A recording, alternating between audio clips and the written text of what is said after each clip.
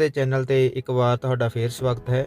ਅੱਜ ਅਸੀਂ ਇਸ ਵੀਡੀਓ ਦੇ ਜ਼ਰੀਏ ਜਾਣਾਂਗੇ ਕਿ 4161 ਮਾਸਟਰ ਕੇਡਰ ਅਤੇ 343 ਲੈਕਚਰਾਰ ਨਾਲ ਜੁੜੇ ਹੋਏ ਜੋ ਮਹੱਤਵਪੂਰਨ ਪ੍ਰਸ਼ਨ ਨੇ, ਜਿਨ੍ਹਾਂ ਦੇ ਬਾਰੇ ਉਮੀਦਵਾਰਾਂ ਦੇ ਮਨ ਦੇ ਵਿੱਚ ਕੁਝ ਡਾਊਟ ਨੇ, ਉਹ ਸਾਡੇ ਕੋਲੇ ਪ੍ਰਾਪਤ ਹੋਏ ਨੇ। ਅਸੀਂ ਉਹਨਾਂ ਨੂੰ ਪ੍ਰਸ਼ਨ ਉੱਤਰ ਦੀ ਫਾਰਮ ਦੇ ਵਿੱਚ ਤੁਹਾਡੇ ਤੱਕ ਜਾਣਕਾਰੀ ਪਹੁੰਚਾਉਣ ਦੀ ਕੋਸ਼ਿਸ਼ ਕਰਾਂਗੇ। ਜੋ ਉਮੀਦਵਾਰ ਪ੍ਰਸ਼ਨ ਪੁੱਛ ਰਹੇ ਨੇ ਉਹ ਕੁਝ ਇਸ ਤਰ੍ਹਾਂ ਦੇ ਨੇ ਕਿ ਚੋਣ ਜ਼ਾਬਤੇ ਦੌਰਾਨ ਪੇਪਰ ਹੋ ਸਕਦਾ ਹੈ ਜਾਂ ਨਹੀਂ, ਕਿ ਇਹ ਜੋ ਭਰਤੀ ਆਈ ਹੈ ਮਾਸਟਰ ਕੇਡਰ ਦੀ, ਇਹ ਸਿਰਫ ਬਾਰਡਰ ਏਰੀਏ ਦੇ ਲਈ ਹੈ ਜਾਂ ਇਸ ਦੀ ਨਿਯੁਕਤੀ ਪੂਰੇ ਪੰਜਾਬ ਦੇ ਵਿੱਚ ਹੋ ਸਕਦੀ ਹੈ। ਜੋ ਟੈਟ ਦਾ ਪੇਪਰ ਹੋਇਆ ਹੈ, ਇਸ ਦੇ ਉਮੀਦਵਾਰ ਵੀ ਨਵੀਂ ਭਰਤੀ ਪ੍ਰਕਿਰਿਆ ਦੇ ਵਿੱਚ ਹਿੱਸਾ ਲੈ ਸਕਦੇ ਹਨ ਜਾਂ ਨਹੀਂ। ਇਸ ਦੇ ਇਲਾਵਾ 2000 PT ਅਤੇ ETT ਭਰਤੀ ਦਾ ਇਸ਼ਤਿਹਾਰ ਕਿਉਂ ਨਹੀਂ ਜਾਰੀ ਹੋਇਆ, ਉਸ ਦਾ ਕੀ ਕਾਰਨ ਸੀ। ਇਹਨਾਂ ਸਭ ਮਹੱਤਵਪੂਰਨ ਪ੍ਰਸ਼ਨਾਂ ਦੇ ਉੱਤਰ ਅਸੀਂ ਇਸ ਵੀਡੀਓ ਦੇ ਜ਼ਰੀਏ ਦੇਣ ਦੀ ਕੋਸ਼ਿਸ਼ ਕਰਾਂਗੇ। ਇਸ ਦੇ ਵਿੱਚੋਂ ਮਹੱਤਵਪੂਰਨ ਪ੍ਰਸ਼ਨ ਕਿ 2019 ਵਾਲੇ ਜੋ ਕੈਂਡੀਡੇਟ ਟੈਟ ਦਾ ਪੇਪਰ ਦੇ ਰਹੇ ਨੇ, ਕਿ ਉਹਨਾਂ ਨੂੰ ਇਸ ਭਰਤੀ ਦੇ ਵਿੱਚ ਕੰਸੀਡਰ ਕੀਤਾ ਜਾਵੇਗਾ। ਇਸ ਦਾ ਆਨਸਰ ਹੈ ਹਾਂ, ਬਿਲਕੁਲ। ਇਹ ਵਾਲੇ ਜੋ ਕੈਂਡੀਡੇਟ ਹੈ ਉਹ ਵੀ ਅਪਲਾਈ ਕਰ ਸਕਣਗੇ। ਹੋ ਸਕਦਾ ਹੈ ਉਹਨਾਂ ਦਾ ਜਲਦੀ ਹੀ ਰਿਜ਼ਲਟ ਆ ਜਾਵੇ, ਇਸ ਤੋਂ ਬਾਅਦ ਉਹਨਾਂ ਨੂੰ ਅਪਲਾਈ ਕਰਵਾਇਆ ਜਾਵੇਗਾ, ਕਿਉਂਕਿ ਕਾਨੂੰਨਨ ਤੌਰ ਤੇ ਉਹ ਅਜਿਹਾ ਕਰਨ ਦੇ ਲਈ ਐਲੀਜੀਬਲ ਨੇ। 2019 ਟੈਟ ਪਾਸ ਕੈਂਡੀਡੇਟ ਲੈਕਚਰਰ ਅਤੇ ਮਾਸਟਰ ਕੇਡਰ ਦੋਨੇ ਭਰਤੀ ਪ੍ਰਕਿਰਿਆ ਦਾ ਭਾਗ ਜ਼ਰੂਰ ਹੋਣਗੇ। ਇਸ ਤੋਂ ਇਲਾਵਾ ਹੋਰ ਮਹੱਤਵਪੂਰਨ ਪ੍ਰਸ਼ਨਾਂ ਦੀ ਗੱਲ ਅਸੀਂ ਅੱਗੇ ਕਰਦੇ ਹਾਂ। ਸਭ ਤੋਂ ਜੋ ਪਹਿਲਾ ਪ੍ਰਸ਼ਨ ਹੈ, ਜੋ ਸਾਥੀ ਮੈਸੇਜ ਦੇ ਥਰੂ ਜਾਂ ਕਮੈਂਟਸ ਦੇ ਥਰੂ ਸਾਡੇ ਤੋਂ ਪੁੱਛ ਰਹੇ ਨੇ ਕਿ ਟੀਚਿੰਗ ਆਫ SST ਵਾਲੇ ਉਮੀਦਵਾਰ ਹਿਸਟਰੀ ਅਤੇ ਪੋਲੀਟੀਕਲ ਸਾਇੰਸ ਦੇ ਲੈਕਚਰਾਂ ਲਈ ਐਲੀਜੀਬਲ ਹਨ ਜਾਂ ਨਾ।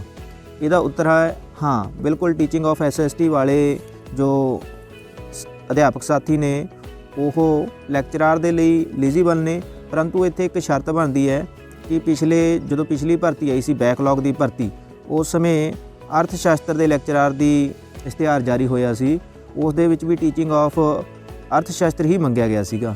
ਇਸ ਤੋਂ ਬਾਅਦ ਵਿਭਾਗ ਨਾਲ ਗੱਲਬਾਤ ਕੀਤੀ ਗਈ ਔਰ ਕੈਂਡੀਡੇਟ ਦੇ ਇਸ ਗ੍ਰੀਵੈਂਸ ਤੋਂ ਬਾਅਦ ਵਿਭਾਗ ਵੱਲੋਂ ਇੱਕ ਪੱਤਰ ਜਾਰੀ ਹੋਇਆ ਸੀ, ਜੋ ਆ ਵੀਡੀਓ ਦੇ ਵਿੱਚ ਨਾਲ ਲਗਾਇਆ ਗਿਆ ਹੈ।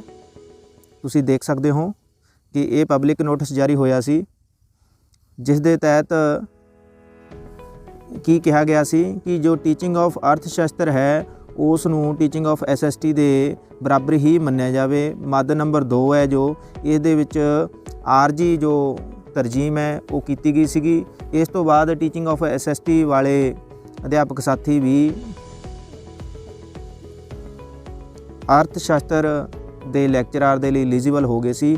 ਇਸ ਤਰ੍ਹਾਂ ਦਾ ਹੀ ਪੱਤਰ ਕੁਝ ਹੁਣ ਵਿਭਾਗ ਵੱਲੋਂ ਜਾਰੀ ਹੋਣਾ ਬਣਦਾ ਹੈ, ਜਿਸ ਤੋਂ ਬਾਅਦ ਟੀਚਿੰਗ ਆਫ SST ਵਾਲੇ ਜੋ ਟੀਚਰ ਸਾਥੀ ਨੇ ਉਹ ਪੋਲੀਟੀਕਲ ਅਤੇ ਹਿਸਟਰੀ ਦੇ ਲੈਕਚਰਾਰ ਦੇ ਲਈ ਅਪਲਾਈ ਕਰ ਸਕਣਗੇ। ਪਰ ਫਿਲਹਾਲ ਦੀ ਕਰੀ ਜੇ ਦੇਖਿਆ ਜਾਵੇ ਤਾਂ ਟੀਚਿੰਗ ਆਫ SST ਉਹ ਐਲੀਜੀਬਲ ਨਹੀਂ ਹੈ, ਕਿਉਂਕਿ ਸ਼ਰਤ ਦੇ ਅਨੁਸਾਰ ਟੀਚਿੰਗ ਆਫ ਹਿਸਟਰੀ ਜਾਂ ਟੀਚਿੰਗ ਆਫ ਪੋਲੀਟੀਕਲ ਤੁਹਾਡੇ ਕੋਲੇ ਹੋਣਾ ਜ਼ਰੂਰੀ ਹੈ। ਇਸ ਤੋਂ ਬਾਅਦ ਦੂਸਰਾ ਜੋ ਸਾਥੀ ਆਮ ਹੀ ਪ੍ਰਸ਼ਨ ਪੁੱਛ ਲੈਂਦੇ ਨੇ ਕਿ ਚੋਣ ਜ਼ਾਬਤੇ ਦੌਰਾਨ ਪੇਪਰ ਹੋ ਸਕਦਾ ਹੈ ਜਾਂ ਨਹੀਂ। ਇਸ ਦੇ ਉੱਪਰ ਬਹੁਤੇ ਸਾਥੀਆਂ ਦੇ ਮਨ 'ਚ ਸਸਪੈਂਸ ਹੈ, ਉਹ ਬਣਿਆ ਹੋਇਆ ਹੈ। ਪੇਪਰ ਚੋਣ ਜ਼ਾਬਤੇ ਦੇ ਦੌਰਾਨ ਬਿਲਕੁਲ ਹੋ ਸਕਦਾ ਹੈ, ਜੇਕਰ ਸਿੱਖਿਆ ਵਿਭਾਗ ਦੇ ਜਿਹੜੇ ਉੱਚ ਅਧਿਕਾਰੀ ਹੈ ਉਹ ਭਰਤੀ ਦੇ ਵਿੱਚ ਪੂਰੀ ਰੁਚੀ ਲੈਂਦੇ ਨੇ, ਤਾਂ ਫਿਰ ਉਹ ਚੋਣ ਕਮਿਸ਼ਨ ਨੂੰ ਮਨਜ਼ੂਰੀ ਭੇਜ ਸਕਦੇ ਨੇ ਅਤੇ ਉਸ ਮਨਜ਼ੂਰੀ ਤੋਂ ਬਾਅਦ ਇਹ ਪੇਪਰ ਲਿਆ ਜਾ ਸਕਦਾ ਹੈ। ਕਿਉਂਕਿ ਚੋਣ ਜ਼ਾਬਤੇ ਦੀਆਂ ਸ਼ਰਤਾਂ ਦੇ ਵਿੱਚ ਨਵੇਂ ਨਿਯੁਕਤੀ ਪੱਤਰ ਜਾਰੀ ਕਰਨ ਜਾਂ ਨਵੀਂ ਐਡ ਦੇਣ ਦੇ ਉੱਪਰ ਮਨਾਹੀ ਹੁੰਦੀ ਹੈ। ਜਿਹੜੀ ਚੱਲ ਰਹੀ ਪ੍ਰਕਿਰਿਆ ਹੈਗੀ ਉਸ ਨੂੰ ਐਜ਼ ਇਟ ਜਾਰੀ ਰੱਖਿਆ ਜਾ ਸਕਦਾ ਹੈ। ਜੇ ਕਿਤੇ ਲੋੜ ਹੈ ਤਾਂ ਚੋਣ ਕਮਿਸ਼ਨ ਦੇ ਧਿਆਨ ਵਿੱਚ ਲਿਆ ਕੇ ਉਸ ਪ੍ਰਕਿਰਿਆ ਨੂੰ ਅੱਗੇ ਵਧਾਇਆ ਜਾ ਸਕਦਾ ਹੈ। ਤਾਂ ਇਸ ਦਾ ਜੋ ਪੇਪਰ ਹੈ ਚੋਣ ਜ਼ਾਬਤੇ ਦੌਰਾਨ ਹੋ ਸਕਦਾ ਹੈ। ਪਰ ਜੋ ਪਿਛਲੇ ਸਮੇਂ ਦਾ ਐਕਸਪੀਰੀਅੰਸ ਕਹਿੰਦਾ ਹੈ, ਆਮ ਤੌਰ 'ਤੇ ਅਧਿਕਾਰੀ ਹੈ ਉਹ ਪ੍ਰਕਿਰਿਆ ਨੂੰ ਅੱਗੇ ਬੜੀ ਢਿੱਲੀ ਮੱਠੀ ਸਥਿਤੀ ਦੇ ਵਿੱਚ ਤੋਰਨ ਦੇ ਹਾਮੀ ਹੁੰਦੇ ਨੇ ਅਤੇ ਉਹ ਨਵੀਂ ਸਰਕਾਰ ਤੱਕ ਵੇਟ ਕਰਦੇ ਨੇ ਕਿ ਨਵੀਂ ਸਰਕਾਰ ਕਿਸ ਤਰ੍ਹਾਂ ਦੇ ਫੈਸਲੇ ਲੈਂਦੀ ਹੈ, ਉਸ ਦੇ ਅਨੁਸਾਰ ਹੀ ਉਹ ਅੱਗੇ ਭਰਤੀ ਪ੍ਰਕਿਰਿਆ ਨੂੰ ਤੋਰਦੇ ਨੇ। ਤਾਂ ਚੋਣ ਜ਼ਾਬਤੇ ਦਾ ਪੇਪਰ ਦੇ ਨਾਲ ਕੋਈ ਬਹੁਤਾ ਕਨੈਕਸ਼ਨ ਨਹੀਂ ਹੈ। ਚੋਣ ਜ਼ਾਬਤੇ ਦੌਰਾਨ ਪੇਪਰ ਹੋ ਸਕਦਾ ਹੈ, ਪਰ ਇਹ ਅਧਿਕਾਰੀਆਂ 'ਤੇ ਪੂਰੀ ਤਰ੍ਹਾਂ ਨਿਰਭਰ ਹੈ। ਅਗਲਾ ਪ੍ਰਸ਼ਨ ਜੋ ਫੇਸਬੁੱਕ ਤੇ ਬਹੁਤ ਸਾਰੇ ਸਾਥੀ ਪੁੱਛ ਰਹੇ ਸੀ ਵੀ ਖਾਸ ਤੌਰ ਤੇ ਜੋ ETT ਤੋਂ ਮਾਸਟਰ ਕੇਡਰ ਆਉਣਾ ਚਾਹੁੰਦੇ ਨੇ ਤੇ ਮਾਸਟਰ ਕੇਡਰ ਤੋਂ ਜੋ ਲੈਕਚਰਾਰ ਜਾਣਾ ਚਾਹੁੰਦੇ ਨੇ ਕਿ ਵੀ ਜੇਕਰ ਅਸੀਂ ਇਹਨਾਂ ਲੈਕਚਰਾਰ ਦੀਆਂ 343 ਜੋ ਪੋਸਟਾਂ ਨੇ ਉਹਨਾਂ ਦੇ ਵਿੱਚ ਅਪਲਾਈ ਕਰਦੇ ਹਾਂ ਕਿ ਸਾਡੀ ਪੇ ਪ੍ਰੋਟੈਕਸ਼ਨ ਹੋਵੇਗੀ। ਖਾਸ ਤੌਰ ਤੇ ਜੋ ਨਵੀਆਂ ਭਰਤੀਆਂ ਪਿੱਛੇ ਮਾਸਟਰ ਕੇਡਰ ਦੀਆਂ ਹੋਈਆਂ ਨੇ, ਚਾਹੇ 3704 ਹੋਵੇ ਜਾਂ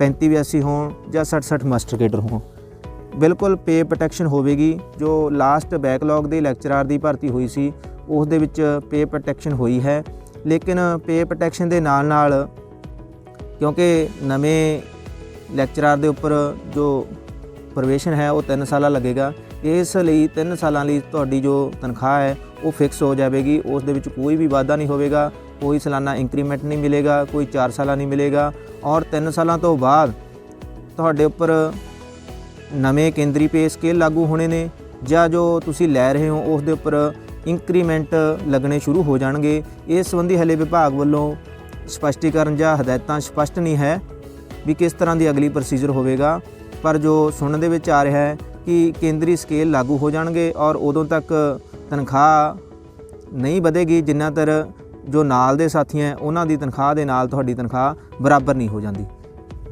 ਇਸ ਤਰ੍ਹਾਂ ਦੀਆਂ ਜਾਣਕਾਰੀਆਂ ਪ੍ਰਾਪਤ ਕਰਨ ਦੇ ਲਈ ਤੁਸੀਂ ਸਾਡੇ ਚੈਨਲ ਪੰਜਾਬ ਕੇਅਰ ਨੂੰ ਸਬਸਕ੍ਰਾਈਬ ਕਰ ਸਕਦੇ ਹੋ। ਅਗਲਾ ਜੋ ਪ੍ਰਸ਼ਨ ਹੈ ਕਿ ਜੋ 4161 ਅਧਿਆਪਕਾਂ ਦੀ ਭਰਤੀ ਆਈ ਹੈ ਇਹ ਟੋਟਲ ਬਾਰਡਰ ਕੇ ਏਰੀਏ ਦੇ ਲਈ ਹੋਵੇਗੀ ਜਾਂ ਇਹਨਾਂ ਅਧਿਆਪਕਾਂ ਦੀ ਨਿਯੁਕਤੀ ਪੂਰੇ ਪੰਜਾਬ ਭਰ ਦੇ ਵਿੱਚ ਹੋ ਸਕਦੀ ਹੈ। ਬਿਲਕੁਲ ਇਸ ਭਰਤੀ ਦੀਆਂ ਜੋ ਨਿਯਮ ਜਾਂ ਸ਼ਰਤਾਂ ਨੇ ਉਹਦੇ ਵਿੱਚ ਖਾਸ ਤੌਰ ਤੇ ਮੈਂਸ਼ਨ ਕੀਤਾ ਹੋਇਆ ਹੈ ਕਿ ਬਾਰਡਰ ਏਰੀਏ ਵਿੱਚ ਲਗਾਇਆ ਜਾਵੇਗਾ, ਪਰੰਤੂ ਪਿੱਛੇ ਕ੍ਰਿਸ਼ਨ ਕੁਮਾਰ ਨੇ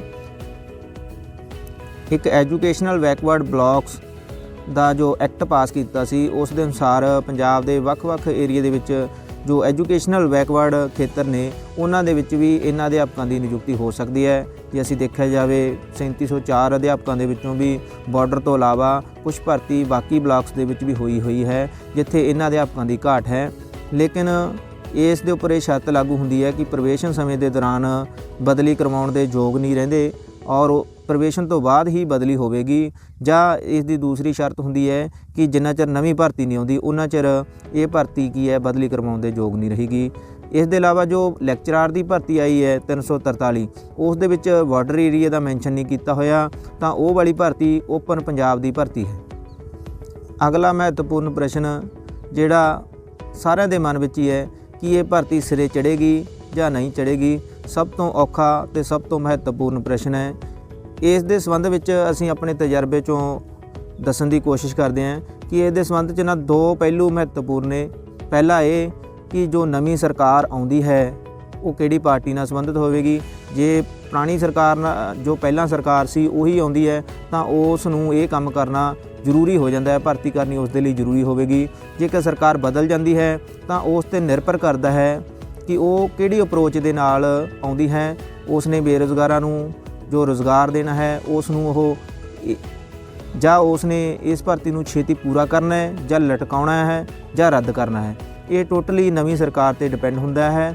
ਪਿਛਲੀ ਸਰਕਾਰ ਨੇ ਜੋ 3582 ਭਰਤੀ ਹੈ ਉਹ ਬਿਲਕੁਲ ਆਉਣਸਾਰ ਭਰਤੀ ਨੂੰ ਕੰਪਲੀਟ ਕਰ ਲਿਆ ਸੀ, ਪਰ ਉਸ ਦੇ ਲਈ ਇੱਕ ਅਪਰੋਚ ਜੋ ਦੂਸਰਾ ਪੱਖ ਹੈ ਉਹ ਇਹ ਹੈ ਵੀ ਉਮੀਦਵਾਰ ਜਾਂ ਯੂਨੀਅਨ ਹੈ ਉਹ ਸਰਕਾਰ 'ਤੇ ਕਿੰਨਾ ਕੁ ਪ੍ਰੈਸ਼ਰ ਪਾਉਂਦੀਆਂ ਨੇ। 3582 ਭਰਤੀ ਦੇ ਬਿਲਕੁਲ ਨਵੀਂ ਸਰਕਾਰ ਬਣਨ 'ਤੇ ਉਹਨਾਂ ਨੇ ਸੰਘਰਸ਼ ਕੀਤਾ ਤੇ ਸਰਕਾਰ ਤੋਂ ਆਪਣੀ ਭਰਤੀ ਹੈ ਪੂਰੀ ਕਰਵਾਈ। ਤਾਂ ਇਸ ਤਰ੍ਹਾਂ ਇਹ ਦੋਨੇ ਜੋ ਤੱਥ ਨੇ ਉਹ ਭਰਤੀ ਦੇ ਸਿਰੇ ਚੜ੍ਹਨ ਜਾਂ ਨਾ ਚੜ੍ਹਨ ਦੇ ਨਾਲ ਜੁੜੇ ਹੋਏ ਨੇ।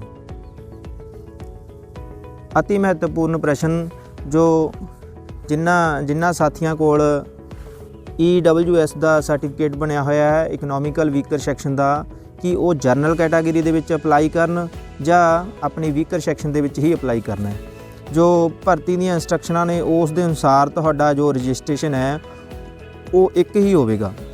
ਇੱਕ ਹੀ ਰਜਿਸਟ੍ਰੇਸ਼ਨ ਦੇ ਉੱਪਰ ਅਸੀਂ ਤੁਹਾਨੂੰ 2 ਫੀਸਾਂ ਭਰ ਕੇ 2 ਕੈਟਾਗਰੀ ਵਿੱਚ ਅਪਲਾਈ ਕਰਨ ਦੇ ਲਈ ਸਲਾਹ ਦੇਵਾਂਗੇ। ਅਜਿਹਾ ਕਿਉਂ?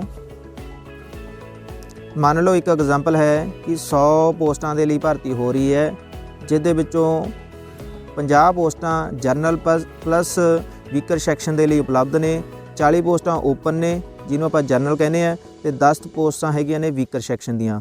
ਜੇਕਰ ਤੁਸੀਂ ਸਿਰਫ ਵੀਕਰ ਸੈਕਸ਼ਨ ਦੇ ਵਿੱਚ ਅਪਲਾਈ ਕੀਤਾ ਹੈ ਲੇਕਿਨ ਤੁਹਾਡੀ ਜੋ ਮੈਰਿਟ ਹੈ ਉਹ ਓਪਨ ਕੈਟਾਗਰੀ ਦੇ ਵਿੱਚ ਆ ਰਹੀ ਹੈ ਤਾਂ ਤੁਹਾਨੂੰ ਇੱਥੇ ਓਪਨ ਕੈਟਾਗਰੀ ਦੇ ਵਿੱਚ ਕੰਸੀਡਰ ਕਰ ਲਿਆ ਜਾਵੇਗਾ। ਨਾਲ ਹੀ ਤੁਹਾਨੂੰ ਵੀਕਰ ਸੈਕਸ਼ਨ ਦਾ ਵੀ ਕੈਂਡੀਡੇਟ ਮੰਨਦੇ ਹੋਏ, ਵੀਕਰ ਸੈਕਸ਼ਨ ਦੇ ਕੈਂਡੀਡੇਟ ਨੂੰ ਮੰਨਦੇ ਹੋਏ ਔਰ ਜਿਹੜੇ ਇਹ ਵਾਲੇ 10 ਨੇ ਉਹਦੇ ਵਿੱਚੋਂ ਇੱਕ ਮਾਈਨਸ ਹੋ ਜਾਵੇਗਾ।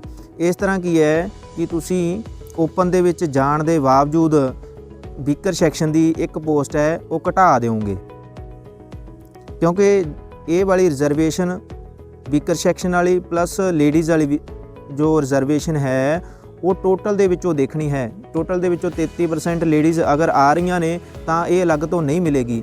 ਇਸੇ ਤਰ੍ਹਾਂ ਹੀ ਵੀਕਰ ਸੈਕਸ਼ਨ ਦੀ ਹੈ, ਜੇਕਰ ਪਹਿਲੇ 40 ਦੇ ਵਿੱਚ ਹੀ 10 ਵੀਕਰ ਸੈਕਸ਼ਨ ਵਾਲੇ ਵੀ ਕੈਂਡੀਡੇਟ ਆ ਗਏ ਤਾਂ ਟੋਟਲ 50 ਤੱਕ ਮੈਰਿਟ ਤਾਂ ਚਲੀ ਜਾਏਗੀ, ਲੇਕਿਨ ਵੀਕਰ ਸੈਕਸ਼ਨ ਦੇ ਲਈ ਅਲੱਗ ਤੋਂ ਪੋਸਟਾਂ ਨਹੀਂ ਬਚਣਗੀਆਂ, ਕਿਉਂਕਿ ਟੋਟਲ ਦੇ ਵਿੱਚ ਗਿਣਨਾ 10 ਕੈਂਡੀਡੇਟ ਆ ਗਏ ਤਾਂ ਉਹਨਾਂ ਦੀ ਇਹ ਰਿਜ਼ਰਵੇਸ਼ਨ ਪੂਰੀ ਹੋਗੀ। ਜੇਕਰ ਤੁਸੀਂ ਦੋਨਾਂ ਕੈਟਾਗਰੀਜ਼ ਦੇ ਵਿੱਚ ਅਪਲਾਈ ਕਰੋਗੇ ਓਪਨ ਪਲੱਸ ਵੀਕਰ ਸੈਕਸ਼ਨ, ਤੁਹਾਡਾ ਨੰਬਰ ਓਪਨ ਦੇ ਵਿੱਚ ਆ ਜਾਂਦਾ ਹੈ ਤਾਂ ਤੁਸੀਂ ਉੱਥੇ ਵੀਕਰ ਸੈਕਸ਼ਨ ਦੀ ਸੀਟ ਨਹੀਂ ਲੈ ਰਹੇ, ਤੁਸੀਂ ਓਪਨ ਦੀ ਸੀਟ ਲੈ ਰਹੇ ਹੋ, ਤਾਂ ਇਸ ਤਰ੍ਹਾਂ ਜੋ 10% ਰਿਜ਼ਰਵੇਸ਼ਨ ਹੈ ਉਹ ਵੀਕਰ ਸੈਕਸ਼ਨ ਦੇ ਲਈ ਸੇਫ ਰਹਿ ਜਾਵੇਗੀ। ਇਸ ਤਰ੍ਹਾਂ ਇਹ ਇੱਕ ਟੈਕਨੀਕਲ ਪੁਆਇੰਟ ਹੈ। ਅਸੀਂ ਤੁਹਾਨੂੰ ਸਲਾਹ ਦੇਵਾਂਗੇ ਕਿ ਤੁਸੀਂ ਦੋਨੋਂ ਕੈਟਾਗਰੀਜ਼ ਦੇ ਵਿੱਚ ਅਪਲਾਈ ਕਰੋਗੇ ਔਰ ਜੇਕਰ ਤੁਹਾਡਾ ਜਨਰਲ ਦੇ ਵਿੱਚ ਓਪਨ ਦੇ ਵਿੱਚ ਆਉਂਦਾ ਹੈ ਤਾਂ ਤੁਸੀਂ ਓਪਨ ਦੀ ਸੀਟ ਲਓਗੇ, ਅਦਰਵਾਈਜ਼ ਤੁਹਾਡੇ ਲਈ ਵੀਕਰ ਸੈਕਸ਼ਨ ਦਾ ਆਪਸ਼ਨ ਹੈ ਉਹ ਖੁੱਲ੍ਹਾ ਰਹੇਗਾ।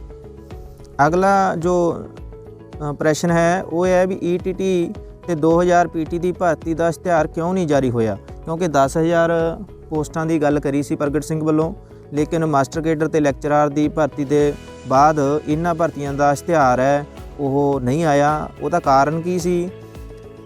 ਜੋ ਸਾਡੇ ਸੂਤਰ ਦੱਸ ਰਹੇ ਨੇ ਉਸ ਦੇ ਅਨੁਸਾਰ ਜੋ ਭਰਤੀ ਪ੍ਰਕਿਰਿਆ ETT ਦੀ ਚੱਲ ਰਹੀ ਹੈ, ਇੱਕ 2300 ਵਾਲੀ ਰੱਦ ਹੋ ਚੁੱਕੀ ਹੈ, ਜੋ 6635 ਦੀ ਭਰਤੀ ਪ੍ਰਕਿਰਿਆ ਚੱਲ ਰਹੀ ਹੈ ਉਸ 'ਤੇ ਬਹੁਤ ਸਾਰੇ ਕੋਰਟ ਦੇ ਵਿੱਚ ਉਸ ਦੇ ਮਾਮਲੇ ਪੈਂਡਿੰਗ ਨੇ। ਇਸ ਕਰਕੇ ਉਹਨਾਂ ਨੇ ਪਹਿਲਾਂ ਇਸ ਇਸ਼ਤਿਹਾਰ ਨੂੰ ਵਿਦ ਹੈਲਡ ਕਰਨ ਦਾ ਨਿਰਣਾ ਲੈ ਲਿਆ ਕਿ ਤਾਂ ਜੋ ਕੋਰਟ ਕੇਸਾਂ ਦੇ ਵਿੱਚੋਂ ਬਚਿਆ ਜਾ ਸਕੇ।